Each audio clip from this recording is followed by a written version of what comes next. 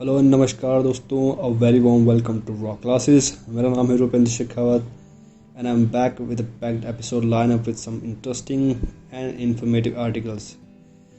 जैसा कि दोस्तों आपको पता है, ये हमारी सीरीज़ करंट अफेयर से रिलेटेड है। हम डिस्कस करते हैं आर्टिकल्स को द हिंदू न्यूज़पेपर से, साथ ही हम डिस्कस करते हैं कुछ हेडलाइंस को भी। लेकिन इसी के साथ साथ दोस्तों हम जो हमारी सीरीज़ है इसके अंदर हम हमारी self improvement and overall growth पे फोकस करते हैं। तो इसीलिए दोस्तों वीडियो में आगे बढ़ने से पहले मैं आपके साथ एक बहुत ही इंटरेस्टिंग कोट शेयर करना चाहूँगा, जैसा कि आप अपनी वीडियो की स्क्रीन पे देख सकते हैं। The true symptom of someone who is experiencing genuine love for God is that they experience compassion and the pair of suffering that people go through in this world. दोस्तों ये जो coat है ये मैंने लिया है लाइफ अमेजिंग सीक्रेट किताब से। दोस्तों देखिए, हमने हमारी ज़िंदगी के अंदर जब हम गॉड के प्रति, जो आपके भगवान हैं या आप जिस भी रिलीजन में आप फेथ रखते हैं, अगर आप एक्सपीरियंस करते हैं ऐसा कुछ कि आपका जो प्यार है अपने भगवान की तरफ ज़्यादा है, मान लीजिए कि आप अपने जो जिस भी रिलीजन से आप विश्वास रखते हैं उनमें अगर आपका जो जेन्युइन लव है अगर वो बढ़ता जा रहा है, तो इसका मतलब ये है कि आप कंपैशनेट हैं। लेमन्स लैंग्वेज में अगर आप समझाऊँ तो अगर आप अभी कंपैशनेट हैं, कंपैशनेट होने का मतलब ये है कि आप जिस सोसाइटी में रहते हैं उस सोसाइटी के जो लोग हैं, उस सोसाइटी के लोगों से आप अपना सुख दुख जो बांटते हैं वो एक आपका कंपैशनेट कैरेक्टर होता है। मान लीजिए आपका कोई दोस्त है, वो कहता है कि यार आज बहुत परेशानी है या कुछ है, तो आपको जेन्युइनली उसके लिए बुरा फील होता है कि why this thing is happening to my friend. So ना कि सिर्फ दुख में, बट जब खुशी की बात होती है तो यू फील डबल एक्साइटेड। जब आपको लगता है कि आपके फ्रेंड ने बताया कि यार आज तो बहुत इंटरेस्टिंग दिन था एंड आई हैव एंजॉयड, तो आपको खुशी होनी चाहिए कि यस मेरा दोस्त आज खुश है, एंड इसीलिए एक खुशी होने की बात भी है। तो दोस्तों ये जो कोट है ये आपको एक लाइफ लेसन दे जाता है कि यू शुड बी कंपैशनेट। जब आप कंपैशनेट होते हैं, जब आप अपना दुख दर्द जो अपने दोस्तों के साथ बांटते हैं और वो जब अपना दुख या सुख है आपके साथ बांटते हैं, तो you genuinely feel emotions for them. I mean वो जैसा भी फील कर रहे हैं, तो आप उस टाइम आपको एनवी नहीं होना है, आपको जेलस जो नहीं होनी चाहिए उस टाइम पे। अगर ऐसा नहीं है और आप जेन्युइनली खुश हो रहे हैं किसी की खुशी में, तो ये समझ लीजिए कि आप जो है जेन्युइन लव है आपका जो गॉड के प्रति, वो एकदम जेन्युइन, या एक ये आपका ये ट्रू सिम्टम है उस लव के, आपका जो लव है उसका ये ट्रू सिम्टम है। दोस्तों मैं आपको इसके अलावा एक एडिशनल एक मैसेज देना चाहूँगा इस कोट के द्वारा कि देखिए दोस्तों, कि जब आपने बहुत ये सुना होगा कि जब आप जाते हैं, मान लीजिए कोई कहता है कि यार अभी बहुत टफ टाइम है, अभी टाइम थोड़ा सही नहीं है, तो आप क्या कहते हैं उसे कि चिंता मत करो, सब अच्छा हो जाएगा। तो दोस्तों मैं आपसे कहूँगा कि इसके बजाय कि सब कुछ ठीक हो जाएगा, आप ट्राई कीजिए अगली बार उसे कहने का, कि आपका दोस्त है उसको कहने का ट्राई कीजिए कि यार कुछ ठीक हो या ना हो, but I will always be there for you. ये जो लाइन है दोस्तों, ये काफ़ी मदद करेगी आपकी दोस्त की, बजाय कि इसके कि आप कहें कि सब कुछ ठीक हो जाएगा। ही ऑल्सो नो दैट हाँ यार ठीक तो हो ही जाएगा, बट आप जब उसे कहेंगे कि यार कुछ ठीक हो या ना हो, I am always with you, तो ये चीज़ एक जो है आपका बॉन्ड आपके दोस्त के प्रति काफ़ी और स्ट्रॉन्ग करेगी। आई होप कि दोस्तों आपको ये बात समझ में आई होगी। तो मैं चाहता हूँ कि आज पे थोड़ा चिंतन कीजिए, सो दैट आप एक अपनी लाइफ के अंदर एक वैल्यू ऐड ऑन कर पाएंगे। ठीक है दोस्तों, हम आगे बढ़ते हैं हमारी इस सीरीज़ के अंदर, इस वीडियो के अंदर। जैसा कि आपको पता है, मैं आपसे हर रोज़ एक सवाल करता हूँ जो कि रिलेटेड होता है बर्निंग टॉपिक से। तो आज का हमारा सवाल है कि which all grains are called millets. ये जो सवाल, जैसा कि आपको पता है, हम डेली जो ये सवाल करते हैं, ये कहीं ना कहीं जुड़ा होता है हमारे किसी आर्टिकल से या किसी हेडलाइन से। तो जब आप आगे बढ़ेंगे इस वीडियो में, तो यू विल नो कि ये सवाल मैंने क्यों पुट किया है। अगर अभी आपको इसका जवाब पता है तो please do mention the answer in the comment section below. However अगर आपको इसका जवाब नहीं पता है या आप इस चीज़ से अवेयर नहीं है, तो मैं आपसे रिक्वेस्ट करूँगा कि प्लीज़ आप इस पर थोड़ा रिसर्च करें एंड देन आप अपना आंसर जो है कमेंट सेक्शन में स्टिक करें। जब दोस्तों आप अपना आंसर रिसर्च करके लिखेंगे, तो यकीन मानिए इस बात का कि जब आप लिखते हैं किसी चीज़ को, तो आप उस चीज़ को जो है बहुत समय तक रिटेन कर सकते हैं। तो इसीलिए इसे एक आप एक्सरसाइज समझ सकते हैं कि यू फील कि आप पार्टिसिपेटेड रहेंगे इस वीडियो के अंदर, तो आप कमेंट ज़रूर कीजिएगा इस चीज़ को लेकर। ठीक है दोस्तों, वीडियो आगे जो हमारा अगला सेक्शन है उसके अंदर हम आगे बढ़ते हैं कि हमारा जो एडिटोरियल है न्यूज़ एनालिसिस जो है हमारी, लेट्स डाइव इनटू दैट। आज है 15 सितंबर 2023 और आज का हमारा जो पहला आर्टिकल है वो है an diverse India name change demands consensus. So friends, ये जो पहला आर्टिकल है द हिंदू न्यूज़पेपर का आर्टिकल है और आपने देखा होगा काफ़ी अभी बर्निंग टॉपिक है ये। You all are aware of the thing कि हमारा जो कंट्री है इसका नाम चेंज होने वाला है फ्रॉम इंडिया टू भारत, ऐसी कुछ न्यूज़ चल रही है। इसी चीज़ को लेकर जो राइटर हैं इस आर्टिकल के, उन्होंने अपना इंसाइट दिया है कि क्यों ये जो नाम जो चेंज है इसको लेकर उन्होंने अपने कुछ जो विचार हैं वो पेश किए हैं। सो फ्रेंड्स, ये जो आर्टिकल इन्होंने लिखा है, जिन राइटर ने लिखा है, मैं आपको बताऊं, I am not remembering his name, but मैं आपको कहूँगा कि ही is one of the most educated person in terms of constitution of India. जब बात होती है कॉन्स्टिट्यूशन ऑफ इंडिया की और उसके जानकारों की, तो he is one of the names. So काफ़ी इंटरेस्टिंग आर्टिकल होने वाला है। आप you will get to know कि how things are happening in our country. जो नाम का जो चेंज करने की बात हो रही है, इसको लेकर कैसे हर एक पॉलिटिशियन का एक जो एक्स जो मंत्री हैं ये, इनका क्या सुझाव है इस चीज़ को लेकर, और how this thing is affecting our constitutional articles. So friends, पहला पॉइंट जैसे कि देखते हैं कि हम कंट्रोवर्शियल हो चुका है ये कि अभी जो हमारा ये जो न्यूज़ है ये बर्निंग टॉपिक क्यों बनी हुई है। तो हाल ही में जो G20 प्रेसिडेंसी हमने भारत ने करी है, उसके अंदर जो फॉरेन डिग्निटीज को जो इनविटेशन किया था उसके अंदर लिखा गया था कि फ्रॉम प्रेसिडेंट ऑफ भारत, ये एक लाइन मेंशन थी। तो इस चीज़ को लेकर जो राष्ट्रपति भवन है वो सुर्खियों में आया है कि क्यों जो इनविटेशन था उसके अंदर प्रेसिडेंट ऑफ इंडिया की जगह प्रेसिडेंट ऑफ भारत लिखा गया है विदाउट एनी फर्दर नोटिस। जो नोटिस था वो ऐसा कुछ इशू नहीं किया गया इनडायरेक्टली। जो इतनी बड़ी मीटिंग के अंदर जब आप सडनली ऐसा नाम चेंज करते हैं तो it will definitely shock for the whole country. So अगला पॉइंट इसी को लेकर है कि लेस लैक ऑफ एक्सप्लेनेशन। सरकार की तरफ से कोई एक्सप्लेनेशन नहीं था इस चीज़ को लेकर कि क्यों नाम बदला जा रहा है, या अचानक क्यों जो है इस मीटिंग का जो इनविटेशन था उसमें नाम बदल के प्रेसिडेंट ऑफ भारत किया गया है। देखिए दोस्तों, यूज़ जो है इस नाम का, हम जो यूज़ करते हैं भारत का, हम जब भारत नाम सुनते हैं या हम जब लिखते हैं तो हर एक जन के लिए कोई भारत कहता है, कोई इंडिया कहता है, कोई हिंदुस्तान कहता है, लेकिन हमारा सबका इमोशन एक ही है उस चीज़ को लेकर कि हम we are saying for what, we are saying for our country. तो कॉन्स्टिट्यूशन में इस चीज़ को लेकर कुछ चीज़ें लिखी गई है कि हम नाम को कैसे यूज़ कर सकते हैं या क्या नाम है इसका असली। तो प्रेसिडेंट ऑफ भारत ऐसी कोई चीज़, पहली बात तो हमारे आर्टिकल के अंदर कहीं भी मेंशन नहीं है दोस्तों। हाउएवर हमारा आर्टिकल 52 है जो इंडियन कॉन्स्टिट्यूशन का, वो बात करता है प्रेसिडेंट ऑफ इंडिया के बारे में। जो लाइन लिखी गई है जो ओरिजिनल कॉन्स्टिट्यूशन है उसमें प्रेसिडेंट ऑफ इंडिया है, ना कि प्रेसिडेंट ऑफ भारत। तो यहीं से डिबेट शुरू हो जाती है कि जब कॉन्स्टिट्यूशन के अंदर ही जब लिखा गया है कि president of India, then why are we using the word the president of Bharat. तो अगर हमको चेंज करना है प्रेसिडेंट ऑफ भारत तो definitely we have to make amendments in article number 52। जैसा कि आर्टिकल में बताया गया है कि अगर हमको प्रेसिडेंट ऑफ भारत करना है तो डेफिनेटली हमें कुछ चेंजेस करने पड़ेंगे, कुछ अमेंडमेंट्स करने पड़ेंगे आर्टिकल नंबर 52 के अंदर। आर्टिकल 1 जो है दोस्तों इंडियन कॉन्स्टिट्यूशन का, वो स्टेट करता है कि India that is Bharat shall be a union of states. तो ये जो लाइन है ये हमारे कॉन्स्टिट्यूशन की पहली लाइन है आर्टिकल की, India that is Bharat shall be a union of states. However this does not imply that कि जो इंडिया है और भारत आर इंटरचेंजेबल थिंग्स। देखिए दोस्तों, ये जो आर्टिकल 1 के अंदर लिखा गया है कि इंडिया जो कि भारत है shall be union of states, का मतलब ये नहीं है कि आप इंडिया और भारत को इंटरचेंजेबली यूज़ कर सकते हैं।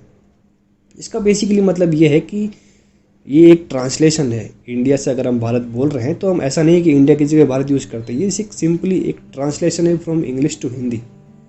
जो हमारे कॉन्स्टिट्यूशन के अंदर लिखा गया प्रॉपर्ली वो यही है कि we can use the word Bharat as a translation of the word India. तो भारत एक ट्रांसलेशन है इंग्लिश वर्ड इंडिया का, जो कि हमारा आर्टिकल नंबर 394A के अंदर साफ साफ मेंशन है that Bharat is a translation of India and that India is a authentic name of the country. तो भारत का जो ऑथेंटिक नेम है वो इंडिया ही है, लेकिन क्योंकि अगर हमें इसको ट्रांसलेट करना है हिंदी में तो हम उसे भारत कह सकते हैं। ऐसा लिखा है हमारे कॉन्स्टिट्यूशन के आर्टिकल नंबर 394A के अंदर। देखिए दोस्तों, यूसेज जो है, हम कहते हैं ना कि हिंदुस्तान जिंदाबाद, we love our country, I love my India, या जय हिंद बोलते हैं हम, तो हम डिफरेंट वर्ड यूज़ कर सकते हैं। हम हमारे देश के अंदर हम हिंदुस्तान जिंदाबाद भी बोल सकते हैं, हम जय हिंद भी बोल सकते हैं, या आई लव माई इंडिया भी बोल सकते हैं, या हम जो मर्जी, मतलब हम जो वर्ड यूज़ करते हैं वो हमारे देश के अंदर यूज़ कर सकते हैं।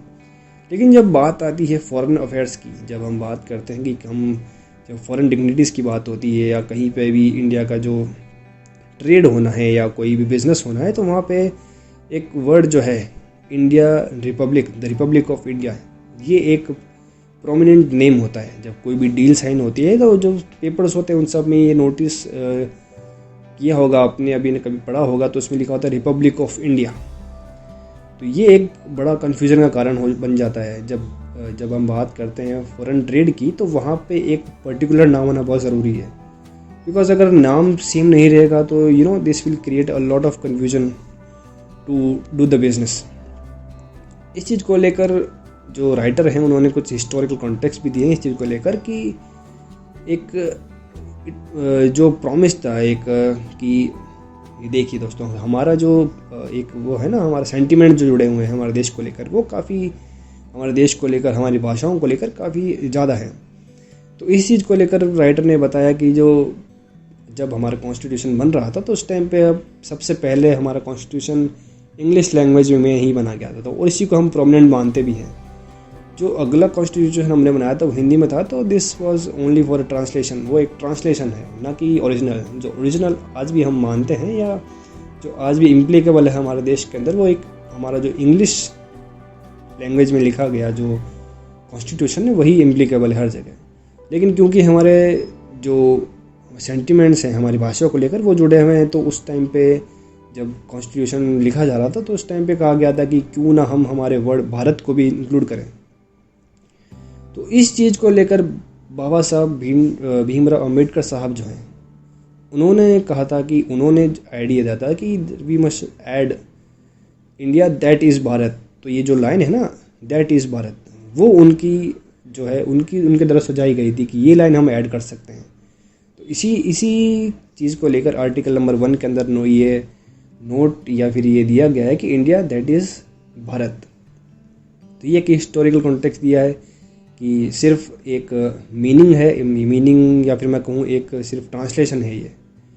तो change as a political agenda, तो दोस्तों ये हिस्टोरिकल कॉन्टेक्स्ट होता है ही। साथ में अभी जो चीज़ आगे इसके अंदर हम डिस्कस कर रहे हैं वो ये है कि हमारे पूरे देश का नाम अगर आप चेंज कर रहे हैं ऑल ऑफ अ सडन, तो ये कोई पॉलिटिकल एजेंडा की बात नहीं है दोस्तों, ठीक है। ये आप it should not be a political agenda, but it should involve a consensus and emotional connection among the citizens। देखिए दोस्तों, हम सभी देशवासियों का हमारे देश के प्रति एक इमोशनल कनेक्शन है। हम अपने आप को एक भारतीय देखते हैं, चाहे हम नॉर्थ में रहते हों, चाहे साउथ या ईस्ट, या हम किसी भी कोने में रहते हों भारत के, but we are Indian first. तो कहीं ना कहीं हमारा जो इमोशनल कनेक्शन है हमारे देश के प्रति वो कहीं ज़्यादा है। तो आर्टिकल में जो राइटर है उनका कहना है कि ये जो डिसीजन है नाम चेंज करने का, ये कोई पॉलिटिकल एजेंडा ना होकर हम सभी देशवासियों का एक कंसेंसस होना चाहिए, या हम सब की इसमें सहमति होनी चाहिए। ऐसा नहीं है कि एक पॉलिटिकल पार्टी या किसी ने कहा कि नाम चेंज करना है तो ऑल ऑफ सडन चेंज कर लिया जाएगा, but we all are connected to our country and we should feel like connected. हम सबको ऐसे एलियनाइजेशन जैसा फील नहीं होना चाहिए, हमको ऐसा फील नहीं होना चाहिए कि हमारे देश का नाम बदला जा रहा है एंड वी आर नॉट हमको इसके अंदर इंक्लूड नहीं किया जा रहा। तो वी जो सिटीजन्स हैं उन सब का कंट्रीब्यूशन इसके अंदर बहुत ज़्यादा ज़रूरी हो जाता है जब ऐसा मेजर डिसीजन लेना हो पूरे देश का नाम बदलने के लिए। इंक्लूड करता है कुछ पोटेंशियल कन्फ्यूजन्स को, जो मैंने आपको अभी बताया दोस्तों, हम जो पहले डिस्कस कर रहे थे इंटरनेशनल डीलिंग्स के अंदर। और जो हाईलाइट किया गया है कंसेंसस, जो हमारा इमोशनल कनेक्शन है, वही जो हमने अभी तक समरी देखी इसकी यही है कि ऑल ऑफ अ सडन हमारे पूरे भारत देश का नाम अचानक नहीं बदल सकते हैं। और कॉन्स्टिट्यूशनली भी ये कहीं से फीजिबल नहीं है कि आप रातों रात जो है वो इंडिया का नाम भारत कर दें। अगर कॉन्स्टिट्यूशन वाइज देखें तो जो हमारा देश का नाम है वो इंडिया ही है। अगर आपको भारत नाम रखना ही है तो you must amend the constitution first, जो हमारा आर्टिकल 1 है ना, और आर्टिकल 296 जो है उसमें आपको थोड़े से चेंजेस लाने पड़ेंगे। उसी के बाद आप कॉन्स्टिट्यूशनली जो है वो नाम बदल सकते हैं। तो दोस्तों आई होप कि आपको ये आर्टिकल समझ में आया होगा, क्योंकि ये बर्निंग टॉपिक था काफ़ी, मुझे लगता है काफ़ी इम्पोर्टेंट टॉपिक भी है, क्योंकि हमारे देश के नाम का जो मुद्दा है ये काफ़ी गहराता जा रहा है। तो इस चीज़ को लेकर हमको चीज़ों को समझना बहुत ज़रूरी था। मैंने आपको इस आर्टिकल को लेकर काफ़ी पर्सपेक्टिव दिया कि how constitutionally it is valid, कि हम नाम कैसे चेंज कर सकते हैं या सरकार कैसे नाम चेंज कर सकती है। तो इस चीज़ को लेकर ये डिस्कशन था, काफ़ी इंटरेस्टिंग डिस्कशन था। आई होप कि आपको चीज़ें समझ में आई होगी। दोस्तों इस डिस्कशन में या फिर इस सीरीज़ के अंदर मैं चाहूँगा कि आप देखिए दोस्तों, आप लाइक करते हैं या नहीं करते हैं, इट्स योर चॉइस, बट मैं चाहूँगा कि आप इस वीडियो को पूरा ज़रूर देखें, क्योंकि जब आप पूरा एक ओवरव्यू ले लेते हैं ना चीज़ों का, तो you will get a big picture. उसके बाद ही आपको चीज़ें समझ में आती है। तो आप ये सीरीज़ को जो है, या ये जो हर रोज़ वीडियो आउटपुट आपके लिए देता हूँ, तो मैं चाहता हूँ कि आप इस वीडियो को पूरा देखें। और आपके बेटर एक्सपीरियंस के लिए आप चाहें तो इसको 1.5x पे भी स्पीड कर सकते हैं उसके बाद में आप देख सकते हैं इसको। सो दोस्तों इसीलिए मैं कहता हूँ आपको पूरी वीडियो देखने के लिए, क्योंकि चीज़ें जो है इंटरलिंक्ड होती हैं, कनेक्टेड होती हैं, हम रिलेट करते हैं चीज़ों को यहाँ पे। जैसा कि हम आज जो पढ़ रहे हैं उसका कनेक्शन कहीं ना कहीं हमने जो पहले दिन या दूसरे दिन पढ़ा था उससे कहीं कनेक्ट होता रहता है, चीज़ें हमारी कनेक्ट होती रहती हैं। तो इसीलिए आप पूरी वीडियो देखिए, उसके बाद में आप देखेंगे कि कैसे आप एक चीज़ से दूसरी चीज़ को कनेक्ट करते जा रहे हैं। और ऐसे ही आपकी जो नॉलेज है वो बड़ी होती जाती है, आप हर फील्ड के अंदर जो है नॉलेज लेते जाते हैं। मैं आपको अक्सर कहता ही दोस्तों कि आप किसी भी कॉम्पिटिटिव एग्ज़ाम की तैयारी कर रहे हो या नहीं कर रहे हो, या आप कोई कॉलेज स्टूडेंट हो या आप एक स्कूल स्टूडेंट हो, you must be well aware of things that is happening in our country या वर्ल्ड वाइड भी जो भी कुछ घटित हो रहा है, you should be well aware of that, and that will make you more aware about things. और आपको एक जो है काफ़ी सुलझा हुआ डिसीजन लेने में मदद करती है चीज़ें जब आप वेल इन्फॉर्म होते हैं। तो दोस्तों ये था कुछ डिटेल डिस्कशन इसके बारे में। Now let's move to our next article, that is GM crop decision that cuts the mustard. GM crop जो है जेनेटिकली मॉडिफाइड क्रॉप्स को लेकर काफ़ी डिस्कशन हो रहा है, काफ़ी कुछ चीज़ें डिस्कस करेंगे इस आर्टिकल में दोस्तों। तो फ्रेंड्स, जो जेनेटिकली मॉडिफिकेशंस जो होती हैं इस क्रॉप्स के अंदर, वो क्यों ज़रूरी है, उस चीज़ को समझिए दोस्तों। मैंने कहा था आपको दूसरा जो हमारा डिस्कशन था या दूसरा एपिसोड था, उसके अंदर चीज़ों को लेकर बताया गया था कि कैसे जो है फूड क्रॉप्स या फिर जो फूड सिक्योरिटी है वो ज़रूरी है। तो उस चीज़ को लेकर ही मैं आज आपके साथ चीज़ें रिलेट करूँगा कि ये जो टॉपिक है हमारा कैसे रिलेटेड है उस चीज़ से। Genetical engineering including the development of genetically modified crops, the zero hunger target by 2030 is challenging to attain without accelerating genetic improvements in the crop. देखिए दोस्तों, जो जीरो हंगर का टारगेट है हमारा 2030 तक, वो एक इम्पॉसिबल है अगर हम जो जेनेटिकली इम्प्रूव्ड क्रॉप्स हैं उन पर ध्यान नहीं देंगे। जेनेटिक इंजीनियरिंग के द्वारा जो मॉडिफाइड क्रॉप्स हैं उनका इस समय पे बहुत ज़्यादा यूज़ करना ज़रूरी है। ज़्यादा से ज़्यादा रिसर्च एंड डेवलपमेंट ज़रूरी है दोस्तों, क्योंकि जो ग्लोबली हम बात करें हंगर इंडेक्स की, वो काफ़ी ज़्यादा नीचे गिरा हुआ है। तो कहीं ना कहीं ज़रूरत है कि हम ज़्यादा से ज़्यादा फूड क्रॉप्स को ग्रो करें और ज़्यादा से ज़्यादा लोगों तक खाना पहुंचाएं, ना कि सिर्फ खाना, बट कि ऐसा खाना कि जो बैलेंस डाइट होती है ना।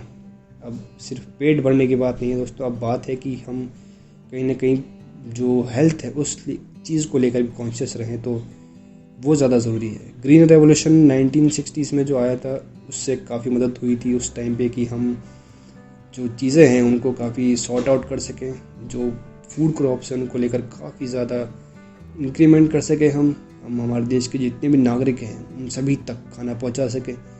उस समय जो चीज़ें हुई थी वो काफ़ी सिग्निफिकेंट थी, काफ़ी इंक्रीज़ किया था फूड प्रोडक्शन के अंदर, और न्यू बायोटेक जो क्रॉप्स थी उनको उस टाइम पे हमने इंट्रोड्यूस किया था। न्यूट्रिएंट डेंस फूड, जैसे कि बात मैं आपको बता रहा था कि सिर्फ खाना खाना ही ज़रूरी नहीं है, ऐसा खाना जो आपको प्रॉपर न्यूट्रिशन दे। दोस्तों इस चीज़ को लेकर काफ़ी ध्यान दिया जाएगा इस चीज़ के अंदर कि हम जब जेनेटिकली मॉडिफाइड क्रॉप्स जो होंगी वो कुछ इस तरीके से मॉडिफाई की जाएगी कि जब आप उन क्रॉप्स को कंज्यूम करेंगे तो आपका ना कि सिर्फ पेट भरेगा बल्कि आपकी सारी जो न्यूट्रिशनल वैल्यूज है उन सब का भी ध्यान रखा जाएगा। तो इसीलिए मॉडिफाइड क्रॉप्स बोला जाता है इनको। Global adoption of GM crops, देखिए दोस्तों ये कुछ फैक्ट्स एंड फिगर्स हैं कि ओवरऑल 72 कंट्रीज़ ने अडॉप्ट कर लिया है जीएम क्रॉप्स को for the human food, annual feed and commercial cultivation के लिए। इसमें से कुछ कंट्रीज़ हैं Argentina, Brazil, Canada, India and US, और लगभग 1.95 बिलियन लोग जो है वर्ल्ड वाइड इस चीज़ का फ़ायदा ले रहे हैं जेनेटिकली मॉडिफाइड क्रॉप्स का। Economic gains for GM crops, देखिए दोस्तों ये कुछ और डेटा है। 1996 और 2018 को कंपेयर किया गया कि कैसे चीज़ें बदल रही है। विथ 95% जो डेवलपिंग कंट्रीज़ हैं उनके अंदर लगभग 16 मिलियन फार्मर्स को जो इस चीज़ से फ़ायदा मिला है। GM crops have proven their biosafety over the last 25 years। Economics तो है ही साथ में दोस्तों, जो इकोनॉमिकली फीजिबल है। जैसा कि आपको पता है जब ज़्यादा प्रोडक्शन होगा तो डेफिनेटली जो फार्मर्स हैं हमारे उनको ज़्यादा फ़ायदा होगा, ज़्यादा उनके जो है ज़्यादा कमाई होगी, एंड दे विल उनकी एज ए कंडीशन जो है ओवरऑल सुधरेगी। तो इसीलिए ना कि सिर्फ हमारे कंज्यूम करने के जब हम उस लेवल पे देखते हैं, उसके साथ साथ ही जो फार्मर है उनका भी कहीं ना कहीं फ़ायदा इस चीज़ से बहुत है। Edible oil deficient in India, जैसे कि आपको पता है दोस्तों हमारा जो टोटल कंजप्शन है उसका 60% जो है हम इंपोर्ट करते हैं। मान लीजिए अगर हम आज की तारीख में 100 लीटर तेल का इस्तेमाल करते हैं खाना बनाने के लिए पूरे ऑल ओवर इंडिया में, तो उसका जो 60% यानी 60 लीटर जो है हम सिर्फ इंपोर्ट करते हैं। तो कंजम्पशन तो है ज़्यादा लेकिन प्रोडक्शन है बहुत कम। तो उस चीज़ को ध्यान में रखते हुए हमको प्रोडक्शन बढ़ाने की ज़रूरत है। इस चीज़ को लेकर सरकार ने काफ़ी कुछ कदम उठाए हैं, but it's yield per hectare. इसका क्या मतलब है दोस्तों? इसका मतलब ये है कि अगर आप मान लीजिए कि कोई 100 बाई जो होता है ना ज़मीन जिसमें नापते हैं, तो मान लीजिए 100 बीघा की कोई ज़मीन है, उसके अंदर आप आज 10 बोरी जो कहते हैं ना कि 10 बोरी जो है अगर आप उसमें लगा पा रहे हैं सरसों, तो जो पर यील्ड जो होता है ना हेक्टर प्रोडक्शन वो काफ़ी कम है। उस पर हम जो है 100 बोरी की जगह 200 बोरी उगा सकते हैं। ये हमारा पोटेंशियल है, लेकिन हम अभी तक कहाँ पहुँचे हैं? सिर्फ 100 तक। तो उस चीज़ को लेकर काम करने की ज़रूरत है, and we have to improve upon it. इसीलिए जो सरकार ने इस चीज़ पर ध्यान दिया है कि जो जेनेटिकली मॉडिफाइड क्रॉप्स हैं उनको जल्द से जल्द इंट्रोड्यूस किया जाए in the field of edible oil जो है, इन चीज़ों को लेकर। इसीलिए सरकार ने अभी हाल ही में GM मस्टर्ड जो hybrid DMH11 genetic engineering research के द्वारा जो नई वैरायटी है मस्टर्ड सीड्स की, उसको लॉन्च किया है जिसका नाम है DMH11, जिसे हम धारा 11 भी कहते हैं, with higher yields and blogger. वही जो मैं आपको बता रहा था अभी दोस्तों कि जहाँ पे 100 बीघा खेत में 100 बोरी हो रही थी, वहीं पे जब ये यूज़ करेंगे हम ये वाली सीड्स DMH11, तो हमारा जो पर यील्ड या जो प्रोडक्शन है वो ग्रो करेगा। उससे जहाँ पे हम किसी खेत के अंदर 100 बोरी उगा पा रहे थे वहीं हम 200 बोरी उगा पाएंगे। आई होप कि चीज़ें आपको क्लियर हो रही होगी कि कैसे DMH11 जो सीड्स है मस्टर्ड सीड्स वो कैसे पर यील्ड फैक्टर को जो है वो इम्प्रूव करेगी। This innovation can increase domestic edible oil production and farm incomes तो इंक्रीज करेगी ही दोस्तों ये चीज़, लेकिन साथ ही साथ हमारा जो डिपेंडेंसी है एक्सपोर्ट के ऊपर पॉडन इम्पोर्ट के ऊपर जो हमारा डिपेंडेंसी है वो कम करेगी and we will be more self sufficient to grow the oil seeds which we can use. GESC ने अप्रूव किया है दोस्तों। मैं आपको जो बता रहा था DMH11 की जो सीड्स हैं इनको GEAC ने अप्रूव कर दिया है for the cultivation and improve trades benefits to farmers. Definitely जो फार्मर्स उनको बेनिफिट तो करेगा ही, रिड्यूस एडिबल इम्पोर्ट्स, जैसा कि हम अभी बात कर रहे थे कि पर हेक्टर जो इंक्रीज़ है, पर हेक्टर यील्ड जो है वो इंक्रीज़ होगी, साथ में इंक्रीज़ होगा इनकम्स में, प्लस रिड्यूस करेगा एडिबल इंपोर्ट्स में, contribute to self reliance in edible oil production. ये सब चीज़ें हम डिस्कस कर चुके हैं दोस्तों। And sustainability and self reliance, जैसा कि हम बात कर रहे हैं कि more improve GM food crops to enhance the profitability of Indian farmers. ना कि सिर्फ एडिबल ऑयल्स को बट साथ ही में जो अलग अलग फूड क्रॉप्स भी है उन सब में भी रिसर्च एंड डेवलपमेंट की ज़रूरत है, और इन सभी के अंदर जेनेटिकली मॉडिफाइड क्रॉप्स को इंट्रोड्यूस करने की जल्द से जल्द ज़रूरत है, ताकि हम हमारा जो सेल्फ रिलायंट है, हम कहते हैं ना कि आत्मनिर्भर, उस चीज़ को लेकर हम एग्रीकल्चर सेक्टर में आगे बढ़ सकें and grow crops which will more feasible and sustainable to us. तो दोस्तों ये थे दोनों डिस्कशन हमारे। हम लोगों ने डिस्कस किए दो कुछ बहुत ही इंटरेस्टिंग आर्टिकल्स, काफ़ी इम्पोर्टेंट था। एक हमारे देश के नाम के प्रति कि हमारा नाम जो देश है का नाम है वो कैसे चेंज किया जाता है कॉन्स्टिट्यूशनली, और देखा हमने कि कैसे जेनेटिकली मॉडिफाइड जो क्रॉप्स हैं उनकी ज़रूरत है हमें, ना कि सिर्फ एडिबल ऑयल सेक्टर में बल्कि साथ साथ ही अलग जो होते हैं ना फूड क्रॉप, सीरियल या पल्सेस, इन सब फील्ड्स के अंदर हमको ज़रूरत है जेनेटिकली मॉडिफाइड क्रॉप्स की। और जो जेनेटिकली मॉडिफाइड क्रॉप्स जो हैं वो न कि सिर्फ हमारा पेट भरेगी बल्कि उसके साथ साथ जो न्यूट्रिशन वैल्यू है उनको भी ऐड ऑन किया जाएगा दोस्तों, इसीलिए तो वो मॉडिफाइड है। तो आई होप दोस्तों कि आपको ये दोनों डिस्कशन समझ में आए होंगे। You will get a big picture after you will read all this. जब आप इसे पढ़ेंगे अखबार में, वैसे तो मैंने आपको सब कुछ शॉर्ट एंड सिंपल तरीके में सब कुछ समझा दिया, आपको ज़रूरत नहीं पड़ेगी, लेकिन अगर आपको फिर भी लगता है तो आप एक बार गो थ्रू कर सकते हैं, जो पॉइंट्स हैं इनके थ्रू भी आप गो थ्रू कर सकते हैं। तो दोस्तों ये थे दो आर्टिकल्स। अब let's move to our next edition, that is headlines portion, and इसमें अंदर मैंने इंक्लूड किए हैं कुछ टॉप हेडलाइंस आज के। पहली हेडलाइन है दोस्तों, exemption millets from GST can lift affordability boosting consumption.